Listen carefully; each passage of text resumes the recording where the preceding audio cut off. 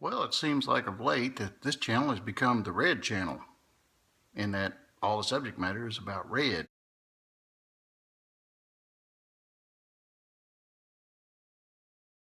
So tonight we installed the stabilizer links on the front. Took it out for a test drive a little while ago and made a big difference. Actually drives like a truck and not wallering all over the road like it did before. Well, there is the stabilizer arm right there. This is the connecting rod that we're going to replace, and as you can see, it's broken at the top,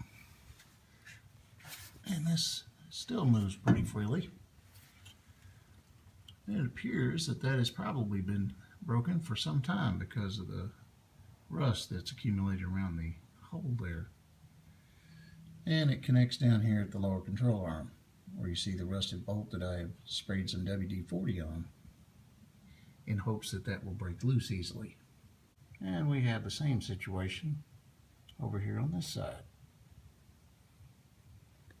Again, with a rusted bolt that has again been saturated with WD-40.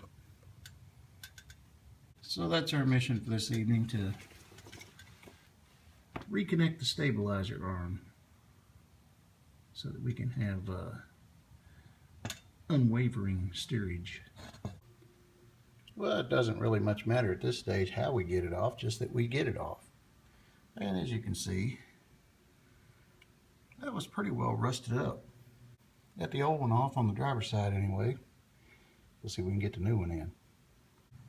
Well, now here's something that just occurred to me. When you're putting this new one in, it's a long bolt with that collar and bushings.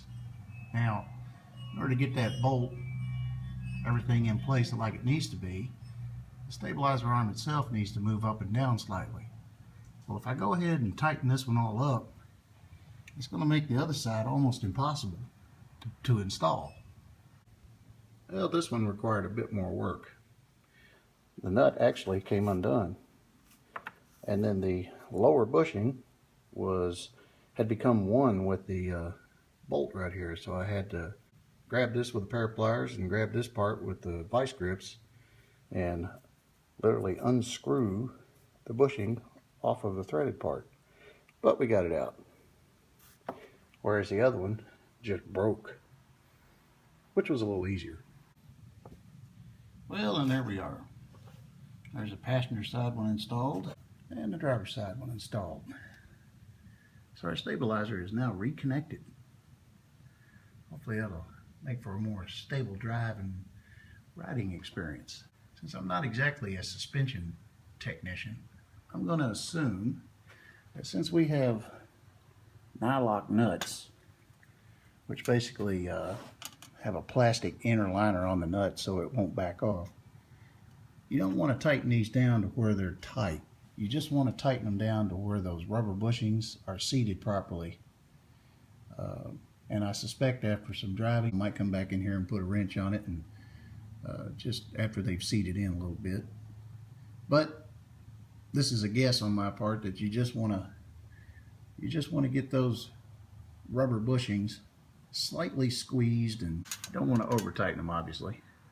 So anyway, that's that. Stabilizer links installed. Over here I got the new fuel pump for white truck out there.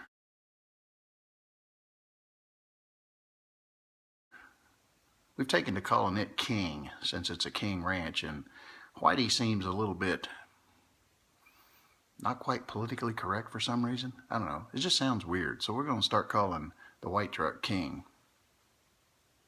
Came home tonight a little early from work with anticipation of maybe starting on putting that fuel pump in, but instead we got a forecast for some really serious rain this evening, and since it was dry at the moment, I got the mower running, which was great. It started right up, got it running, and mowed the grass.